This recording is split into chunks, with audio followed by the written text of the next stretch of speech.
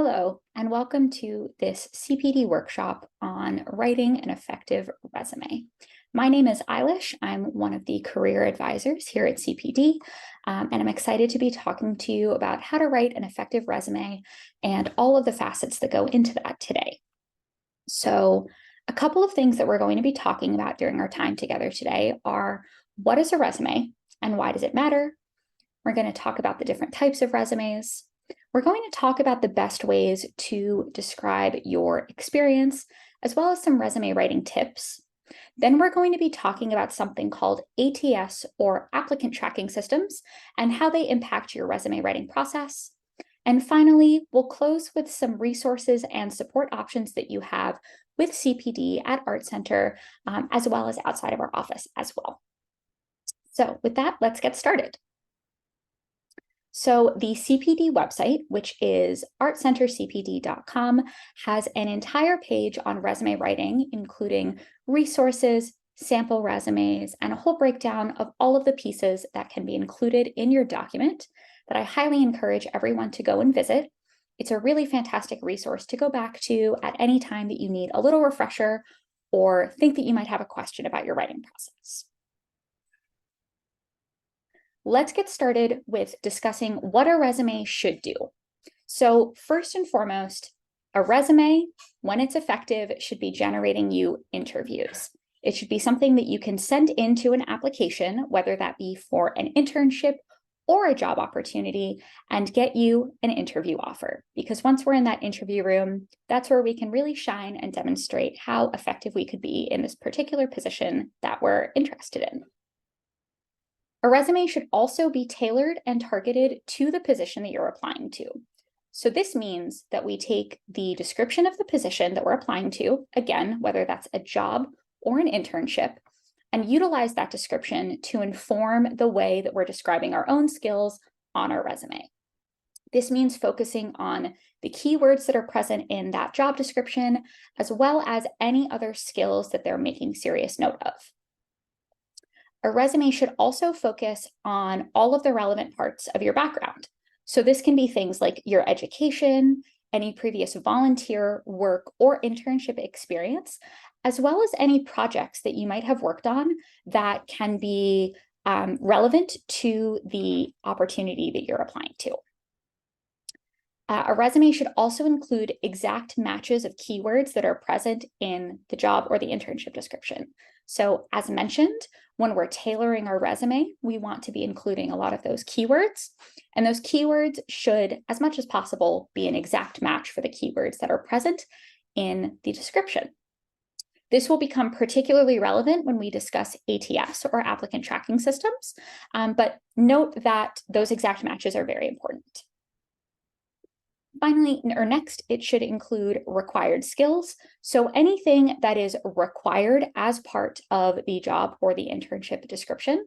These can be things like software knowledge, certain prior experiences in projects or in your academic experience, anything that is required for that particular role.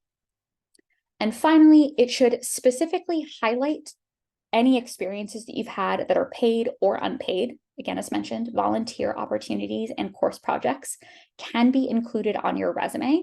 And we want to utilize our resume to highlight how those experiences have helped us grow into the type of designer or artist that can make a great positive impact at the opportunity that we're applying for. So, an important stat that I want to highlight for everyone.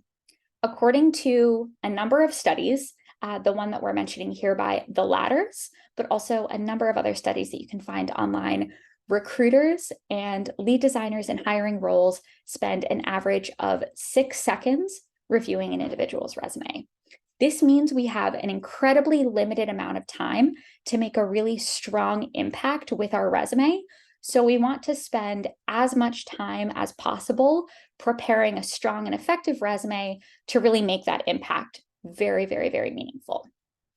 Keep in mind that the recruiters that are reviewing your resume or the designers that are reviewing your resume may also have 100 or 200 other applications to get through.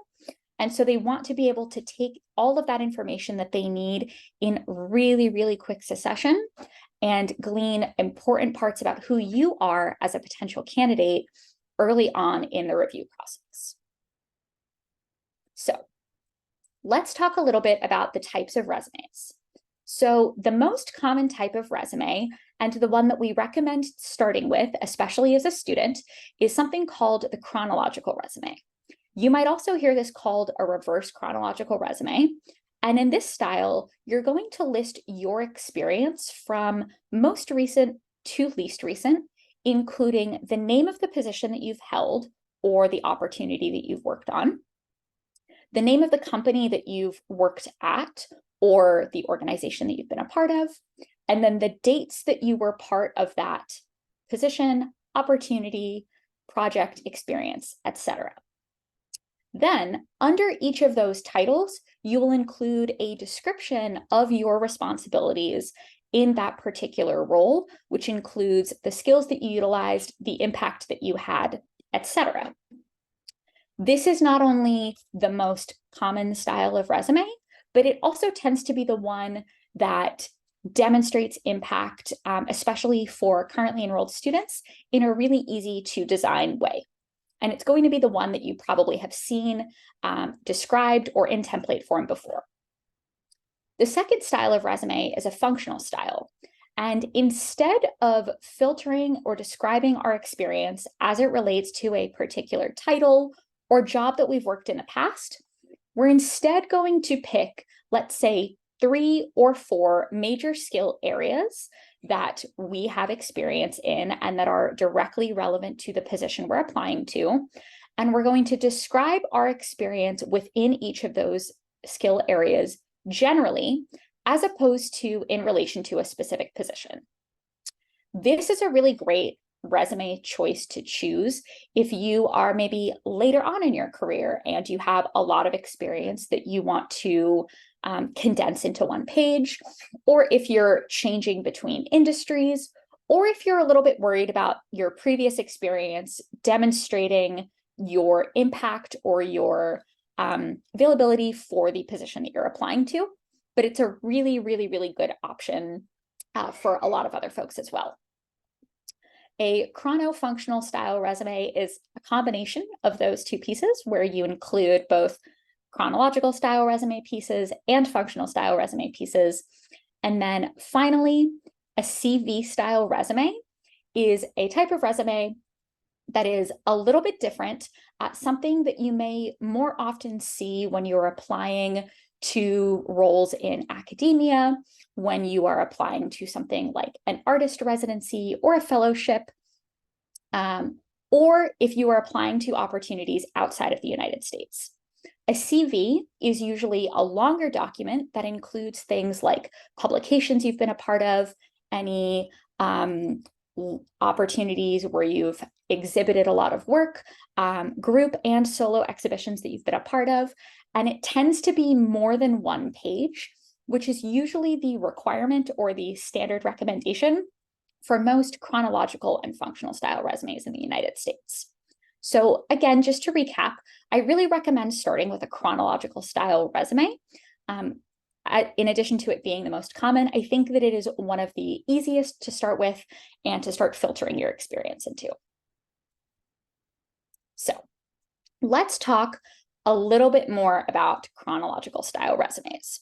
So as mentioned, the goal of a chronological style resume is to list your experience from most recent to least recent in each part of your resume. So this includes most recent to least recent jobs, most recent to least recent projects, and most recent to least recent academic experience. And again, this is going to be highlighting your experience by the title or the opportunity that you've had experience with. One of the primary benefits of this type of resume is that it shows your career narrative. So somebody is able to track how you've progressed in your career over a certain period of time, how long you've worked on certain projects or in certain roles, and kind of the direction that you're looking to take yourself moving forward.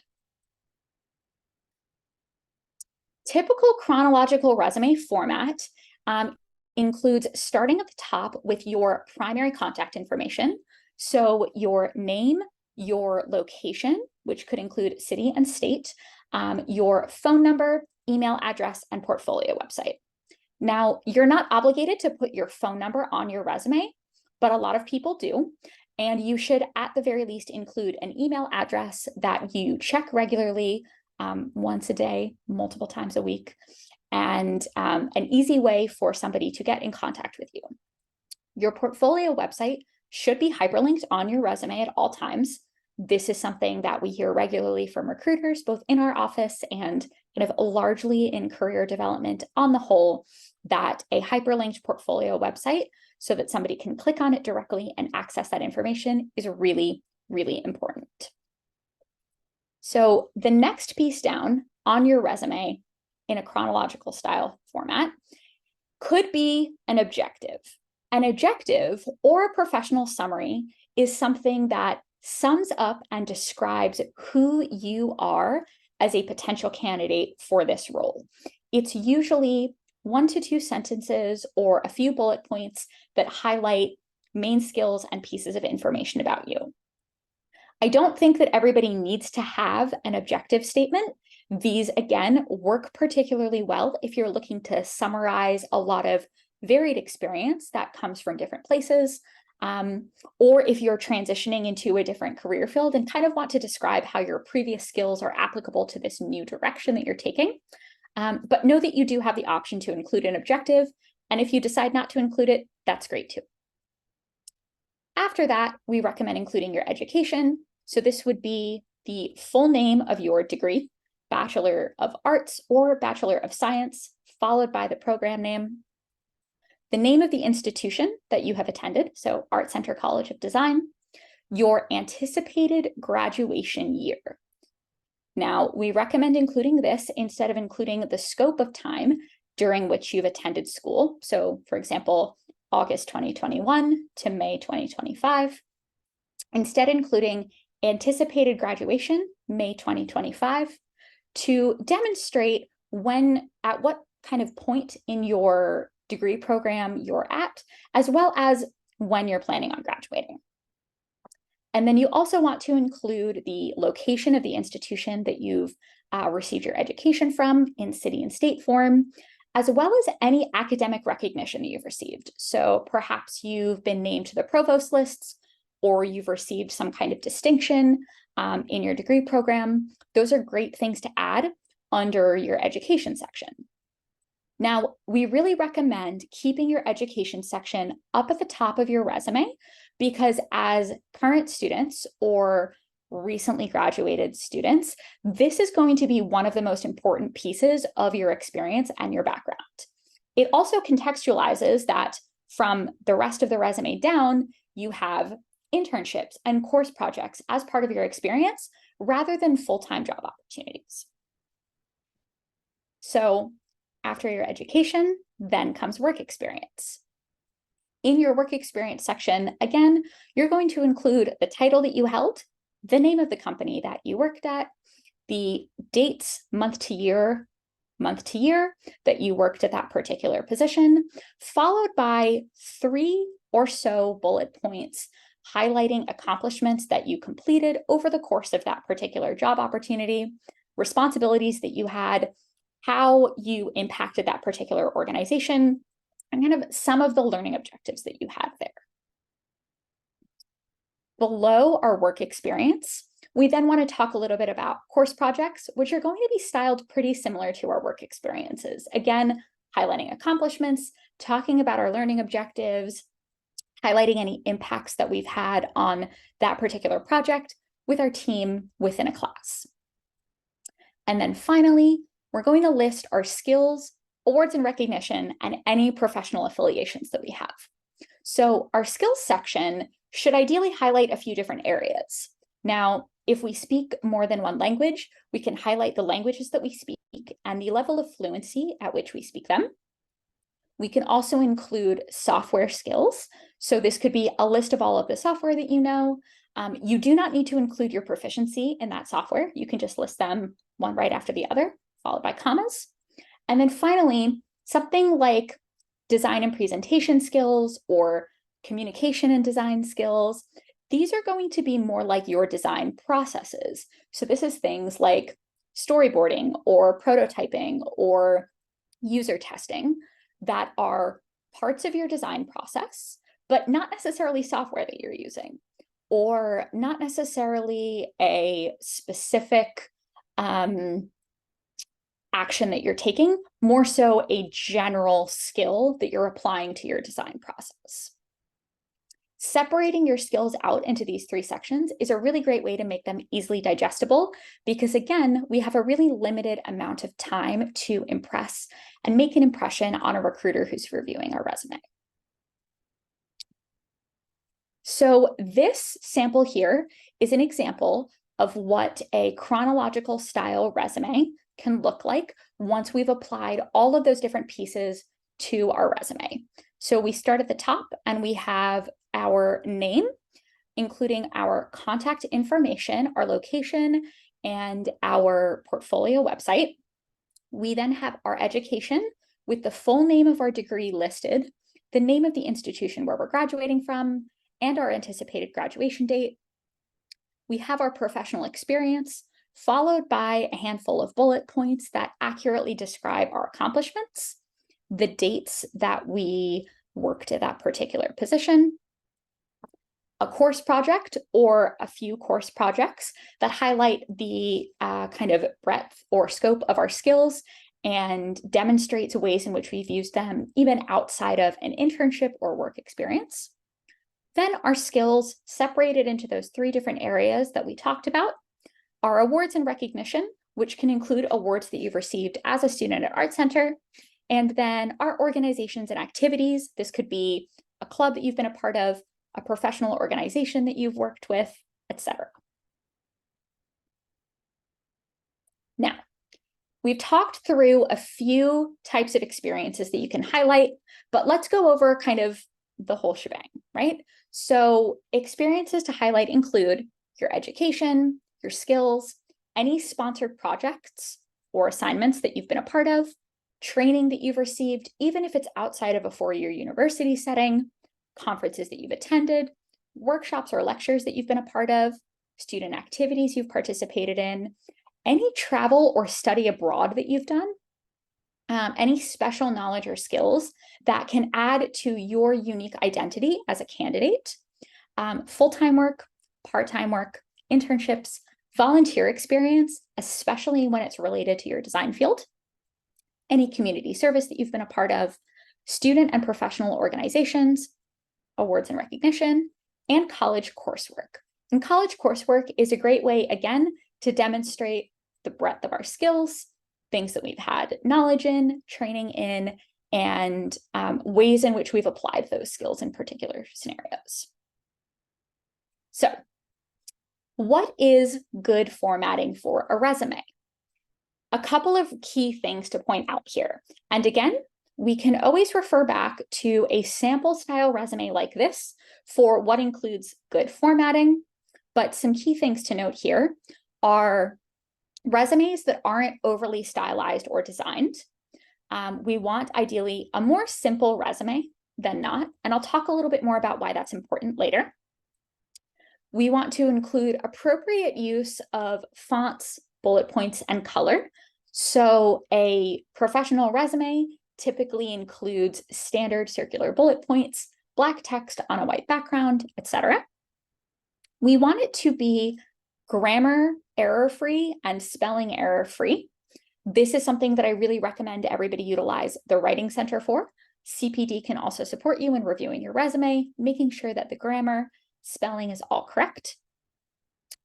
Dates for all of your work experience, projects, your dates of graduation, all on the right-hand margin of your resume. This makes it incredibly easy to read from a recruiting perspective because we can just move to the right-hand side of the page and scroll all the way down and see those dates. No tiny fonts. So the ideal recommendation for font size on your resume is somewhere between a size 10 and a size 12. These are not too small that it's difficult to read and not too big that it feels like it's taking up unnecessary space on your page. Organizing with headers is a really effective way to make your resume easy to digest. So including a section header for education, a section header for work experience, a section header for course projects, and so on and so forth, because this makes it, again, really easy to digest and go to the places on a resume where we need to digest that information quickly.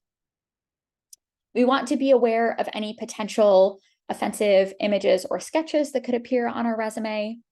We want to make sure that we're being consistent and easy to read. So consistent formatting is one of the most important pieces in a resume. Recruiters, especially those who have been working in their industries for quite a while, have their eyes trained to pick out inconsistencies in resumes. Things like not having things capitalized where they should be, having an extra line space where one wasn't present before, not having the alignment be consistent throughout the page, different font sizes, different fonts, styles, etc. All of these things are notes that a recruiter can make as they're going through your resume, and likely if they have experience, they'll be able to pick those things up very quickly. So we really want to make sure that our formatting is consistent to show that we have really good attention to detail and we're double checking our work before we send it out, because that's effectively what a resume is showing. We also want to include enough white space on our resume that it's not just a wall of text. We want a little bit of white space, but not too much, so right in the middle. We want to have appropriate margins on our resume. So let's say we start at 1-inch margins all around on the top, the bottom, and the sides. And finally, we want to have a suitable length to our resume. As I mentioned earlier, suitable length is approximately 1 full page of content. So that includes our education, our work experience, our course projects, and our skills. This is considered particularly traditional in North America, in the United States, Canada, and Mexico. And abroad, when you're applying to opportunities, there might be some different standards for resume writing. So it's always beneficial to check, if you're applying to an internship opportunity outside of the United States, what is expected for resumes there, if they're open to longer resumes or they expect something more in the style of a CV. Now, let's talk a little bit about how we describe our experiences, because this is one of the most important pieces of our resume, right? Some great things to do off the bat are to use words directly from the job posting. This is how we effectively tailor our resume and highlight, mirroring the language that is already in the job description. We want to, as much as we can, use the vocabulary of the profession. Are there particular phrases or ways of describing things that are common in your industry? Let's try to incorporate those into our resume so that we can demonstrate industry knowledge. Using high impact action words, things like designed, illustrated, collaborated, etc., are a great way to have high impact descriptions that demonstrate what you were responsible for and how you benefited this particular project or organization. Quantifying your experience whenever you can, based on the impact that you had, is also really beneficial. So for example, designed social media marketing materials, increasing engagement by 5% over 1 month, or managed a team of 5 people to design a 3-minute animation in 3 weeks, something like that. Proving your experience or demonstrating your experience through examples is a really beneficial way to, again, contextualize the skills that you have in specific experiences. Controlling the flow of the information that we're putting out or that we're allowing a recruiter to receive is really beneficial. So making sure that, again, there is a consistency, that we're not front loading too much information and then including very little at the end, etc. And then finally, we want to focus as much as we can on the contributions that we made and the accomplishments that we had. So this is, again, how did we impact this organization? What did we contribute to a larger team? How was what we worked on applied to the larger direction of this company, this organization, or this project? So here are some questions that we can ask ourselves as we're working through these particular bullet point descriptions. And ideally, we're able to answer all three questions in each bullet point that we write. So the first question is, what did you do? This is a very, very simple question. The action verb that you did in that experience. How did you do it? So what kinds of tools or skills or processes did you use to complete that action? And finally, what was the outcome? So what measurable outcome can you share? As we talked about previously, quantifying is very beneficial. Why did you do the tasks that you did and what did it accomplish? To what benefit did your, incorporation or your experience in that particular project make for the company? And here's what this can look like when it's actually applied, right? Crafting a bullet point in full. So our action verb of designed, and then the question, what did we do? We designed social media and outreach materials. How did we do it? So talking about our skills and process, using InDesign and Photoshop. What was the impact? We increased our followers by 15%. That full bullet point put all together and answering all three of those questions is designed social media and outreach materials using InDesign and Photoshop, increasing followers by 15%. This is a high impact and very demonstrative bullet point that really communicates how you specifically benefited that organization, how you applied your skills, and to what degree that improved the project that you were working on. So a really great way to break this down is to think about showing rather than telling. So the way that this could look is by saying something like, wrote and edited scripts, created storyboards, and developed production pipeline, right? You're detailing out all of the pieces of this process that you participated in and that you have knowledge in, rather than just stating knowledge of pre-production, right? Because that is not a particularly demonstrative statement.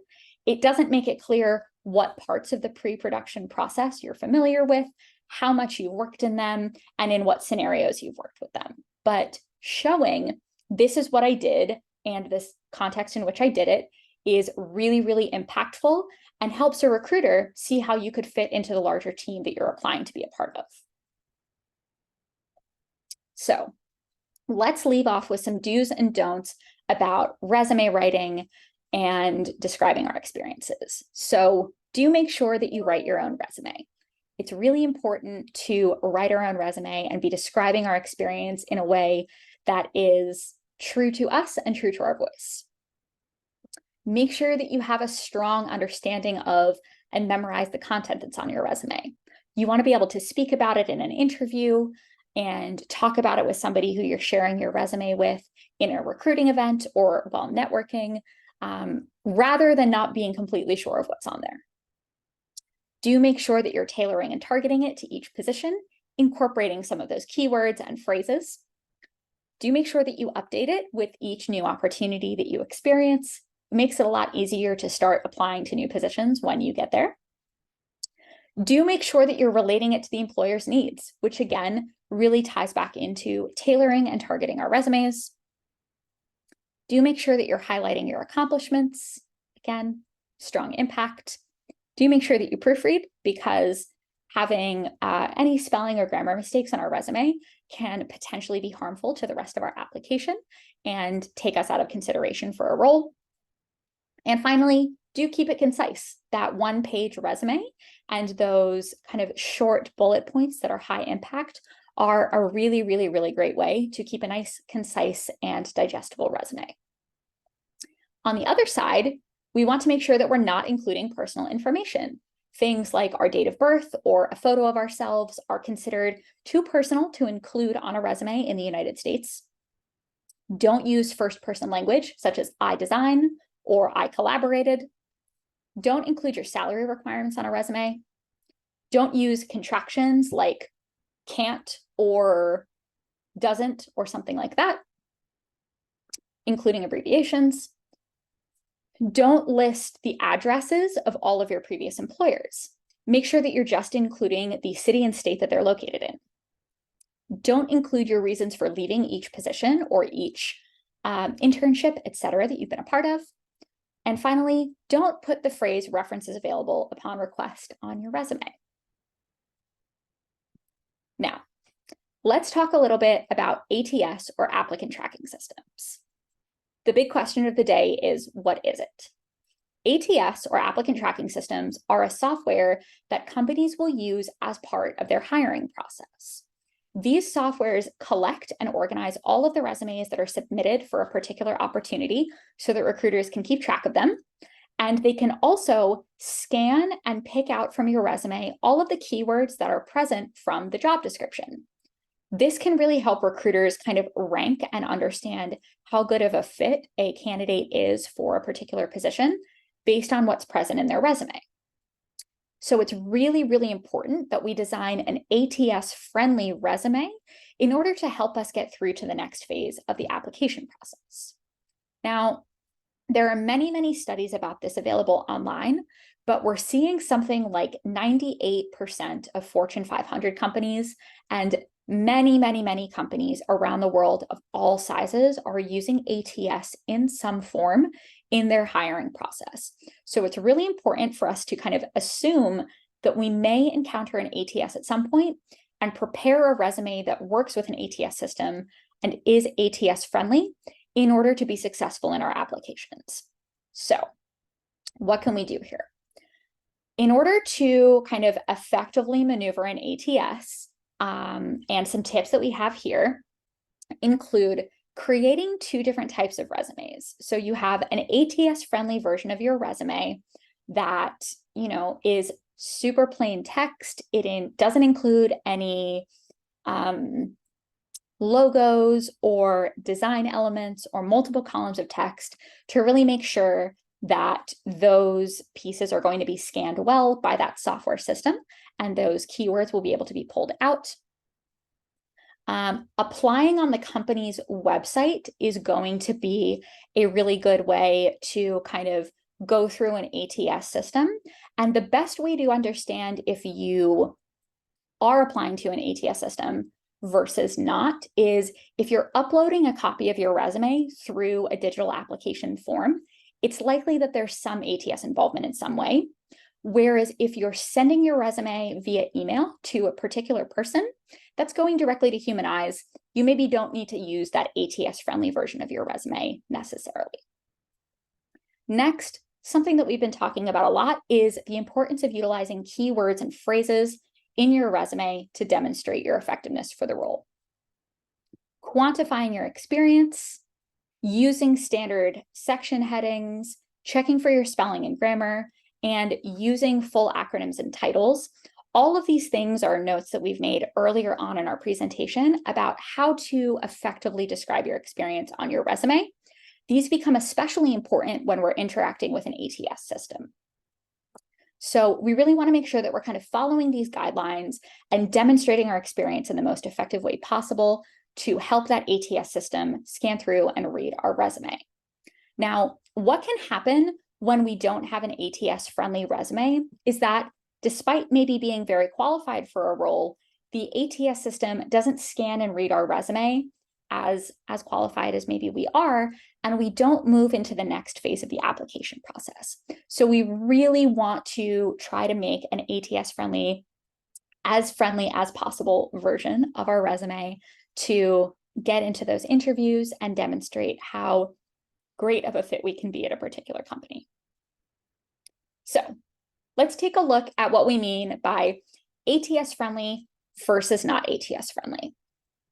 The top two resumes here, which are plain black text on a white background, one column of text, pretty traditionally designed resumes, are what we would consider ATS-friendly. These can be easily scanned. There are not any logos that are going to kind of disrupt the scanning process and give us a jumbled mess at the end for the ATS user, etc. These resumes at the bottom here are a little bit less ATS-friendly. They include graphic images, there's a couple of columns of text. There are a lot of design elements going on here. And while these are very beautiful looking resumes and they contain a lot of really important information, they're likely to not pass that ATS scan. So I would recommend, if you feel very passionate about having a really designed version of your resume, kind of as an extension of who you are as a designer, this is something that's really effective to use when you're sending your resume to folks directly. Again, if you have somebody in HR that you're emailing, or if you're at a networking event and somebody asks you to send them your resume to their email, something like that, using a non-ATS friendly version of your resume, usually in that scenario, is okay. Anytime you're filling out that digital form, I would recommend using an ATS friendly version of your resume. And if you would like to have two versions of the same resume, one that's ATS friendly for those applications, and one that's not ATS friendly, that's a little bit more designed, that you can send via email, I think that that's absolutely great. If you feel like you only have the bandwidth for one version of your resume, which I would completely understand, you can definitely choose only the ATS friendly version, which will be just as effective and applicable when you're sending it directly to somebody as a non-ATS friendly version will. It just won't be as designed, and will look a little bit more of kind of a traditional plain text resume, which is completely okay, because we've designed this really, really lovely resume with really impactful experience descriptions that's still going to get us, hopefully, into the interview room.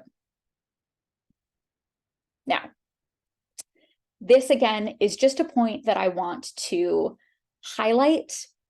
Something like 75% of all resumes are never read by a human. This is based on a study from CNBC in 2015.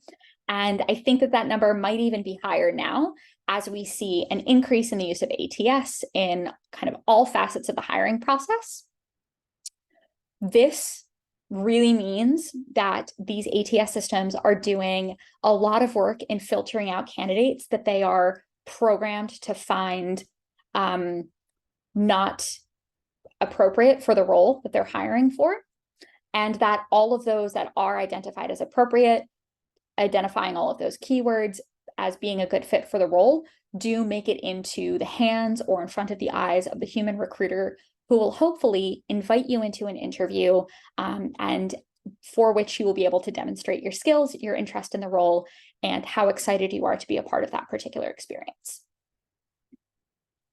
Now, with that said, I would like to highlight a couple of ways that CPD can support you in writing either an ATS-friendly version or a not ATS-friendly version of your resume, because all of this information that I've given is a lot to take in all at once, and we are here to help and support you in writing these descriptions, as answering any questions that you have, and working through kind of some of those formatting pieces that are a lot to take in all at once.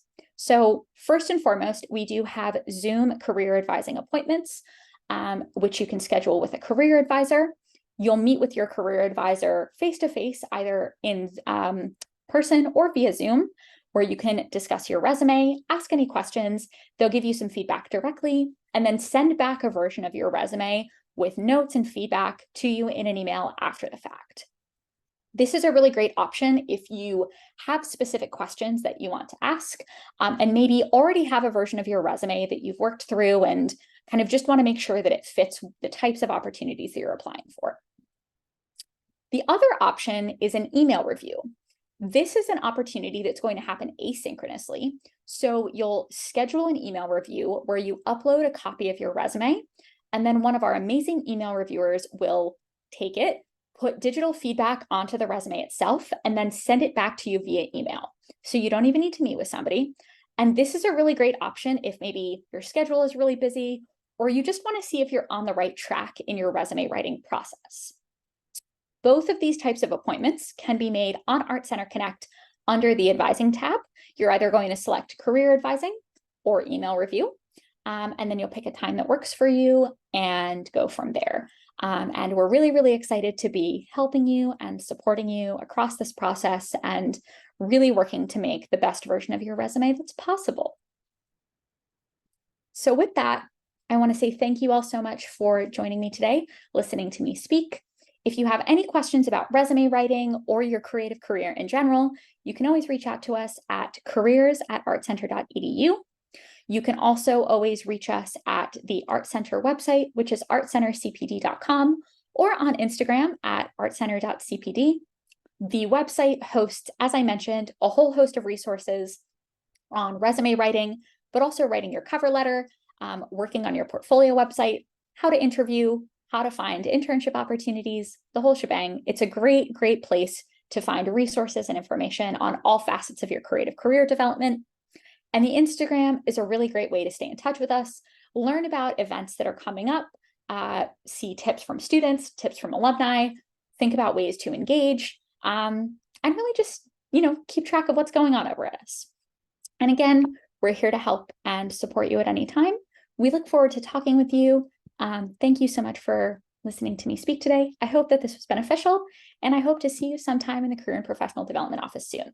Thanks, and have a great day.